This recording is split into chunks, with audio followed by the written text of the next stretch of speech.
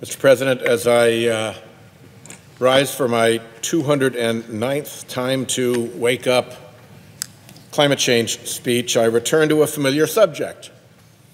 Disgraced Environmental Protection Agency Administrator Scott Pruitt. Not that long ago, I was here discussing the baker's dozen of ethical scandals swirling around Pruitt, from his $43,000 cone of silence phone booth to the millions he spent on a 20-person security detail, to his lights and sirens escapades to fancy DC restaurant Le Diplomate. Pruitt has come to personify the swamp that President Trump promised to drain.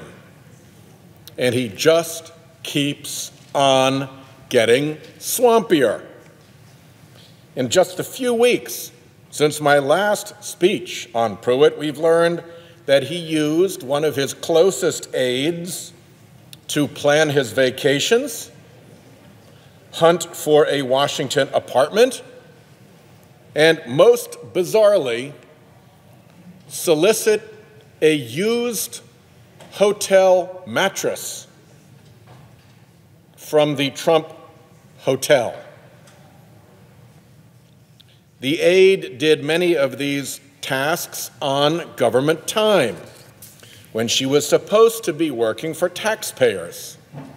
That is a clear violation of federal employment rules. Federal rules also bar officials such as Pruitt from accepting gifts from their subordinates, including these kinds of personal services, even on personal time. So one way or the other, this was pretty swampy. We also learned, in a scene worthy of the finest banana republic, that Pruitt had his staffer approach the founder of the fast food chain Chick-fil-A about securing a franchise for Pruitt's wife. As the New York Times recently wrote, "Grifter's gonna grift." But with all deference to the editorial writers at the Times, I would add that Pruitt's actions aren't just matters of grift. They also reveal his servility to the interests of his fossil fuel backers over the interests of the American public.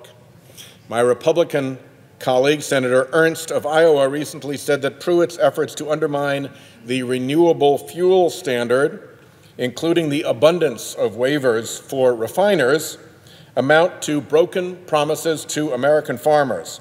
He is about as swampy as you get here in Washington, D.C., she said. Amen.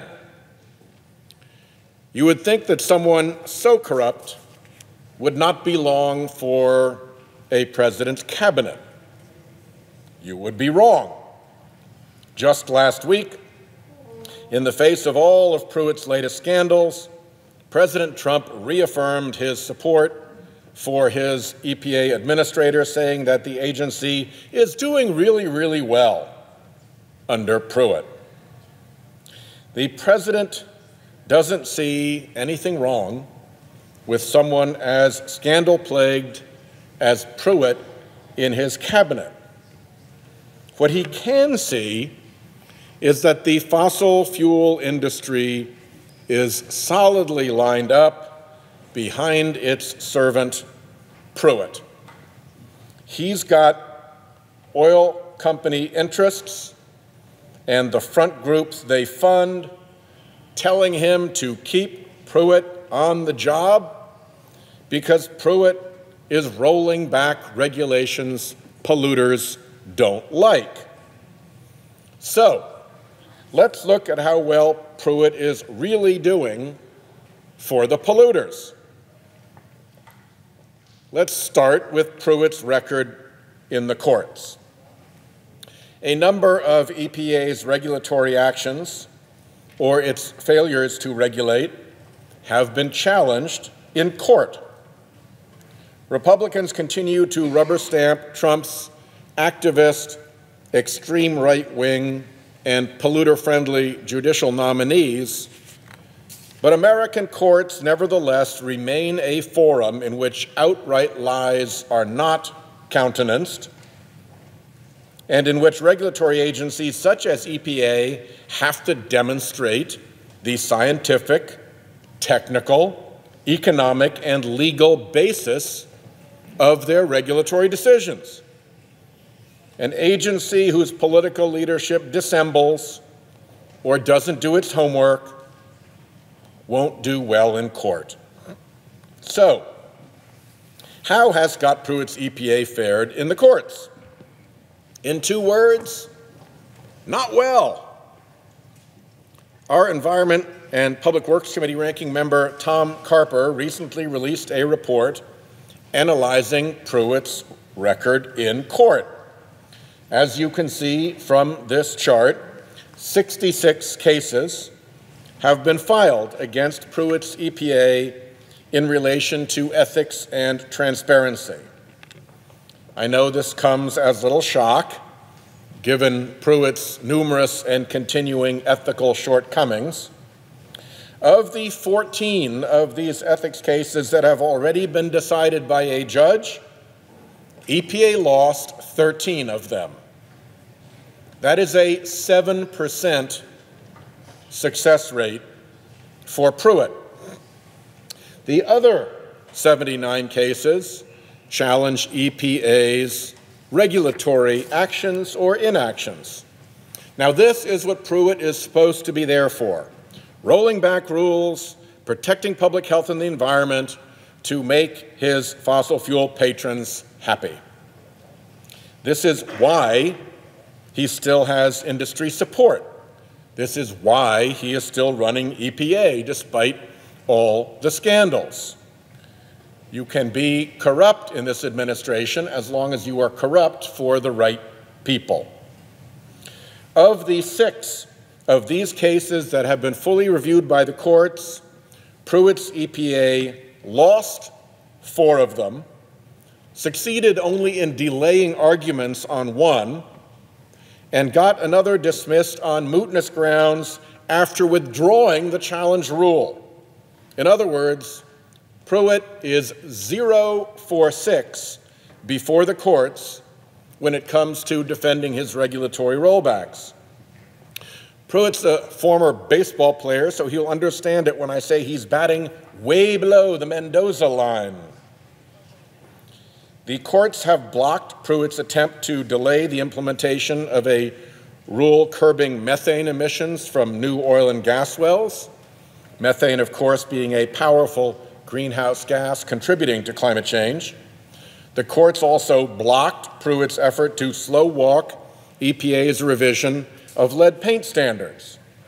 Pruitt wanted another 6 years to revise the standards. The courts gave him 90 days. Many of Pruitt's biggest deregulatory actions, after a splashy announcement, have yet even to be finalized. So they aren't yet ripe for judicial review, but even on these half-baked rollbacks, Pruitt is making mistakes which will provide ample ammunition in court for those who will sue him. Take Pruitt's rulemaking to rescind the Clean Power Plan, President Obama's blueprint to reduce carbon emissions from the power sector. As Oklahoma Attorney General, Pruitt sued 3 times to block the Clean Power Plan. He has a long record against the Clean Power Plan in the press, at industry conferences, and on social media. Many of the same fossil fuel industry donors who have bankrolled Pruitt's political career are on the other side, suing to block the Clean Power Plan.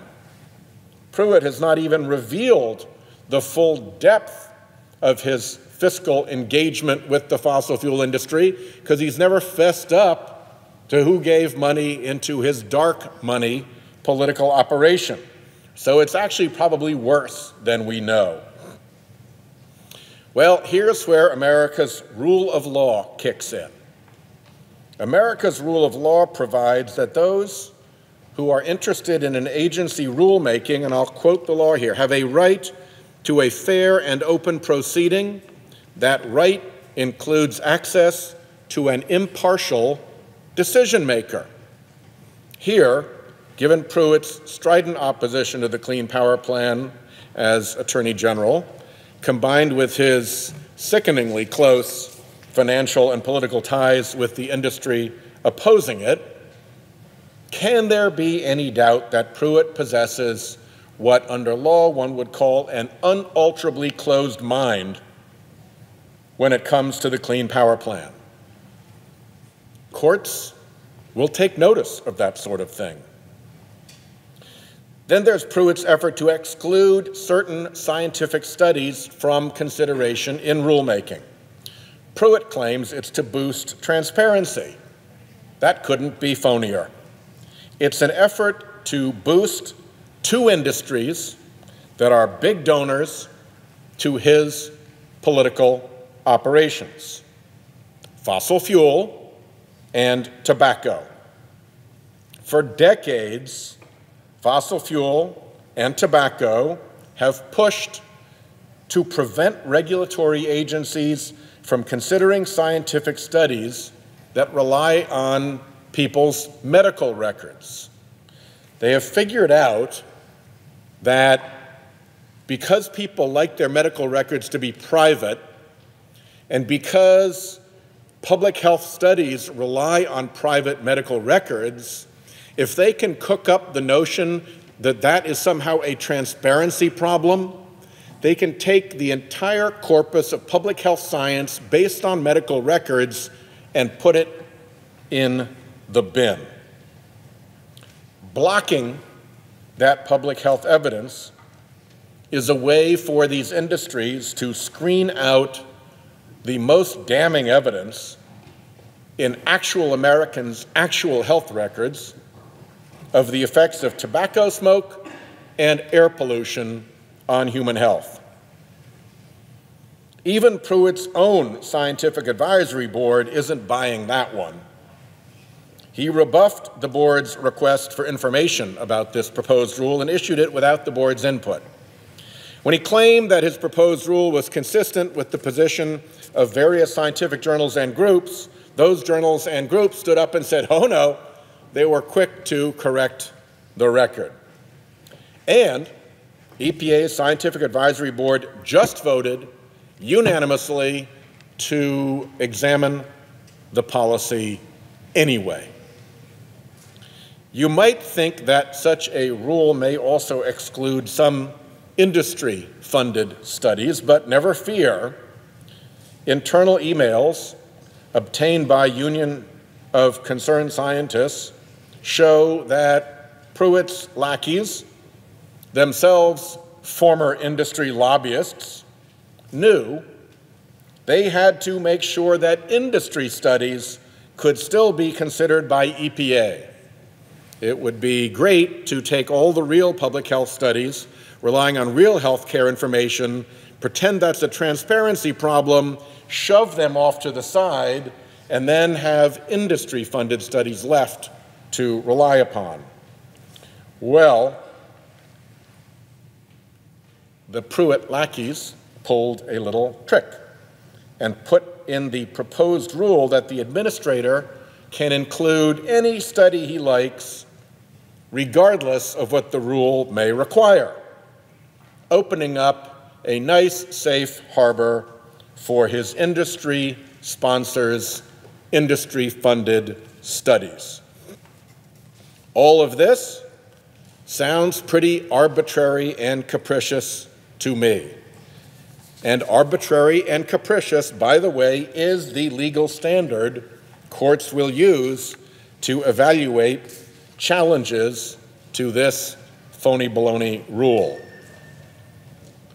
Pruitt's drive to weaken fuel economy standards also looks to be on shaky legal ground. they cobbled together a 38-page document in April announcing Pruitt's intention to roll back the 2012 auto fuel efficiency standards. That cobbled-together report is devoid of the type of serious, detailed analysis that courts typically look for in such a rulemaking. Half of that little document is just quotes from car companies objecting to the rule. By comparison, the Obama administration assembled a 1,217-page document justifying those standards, chock full of real scientific, technical, and economic analysis, all of the stuff that the Pruitt EPA is allergic to. Once again, Pruitt's work product looks pretty arbitrary and capricious.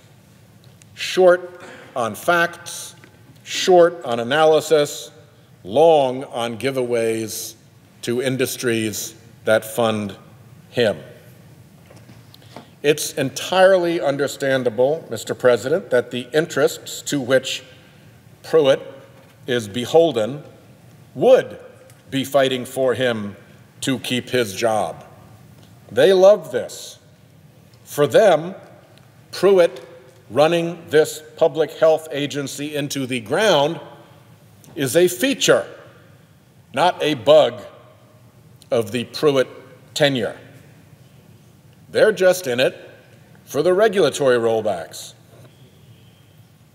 But I hope they recognize that a lot of Pruitt's work is so sloppy that it will likely not ultimately stand up in court. I hope President Trump understands that the guy he thinks of as his great deregulator isn't actually very good at deregulating. Only time will tell how long Scott Pruitt can survive the mounting, swirling, ethical ordeals of his own making. And we will also see how his industry-friendly regulatory record fares under the scrutiny of honest courts. But something tells me that I'll be back here in the not-too-distant future with more to say about the troubled and disgraceful tenure of Scott Pruitt. I yield the floor and note the absence of a quorum.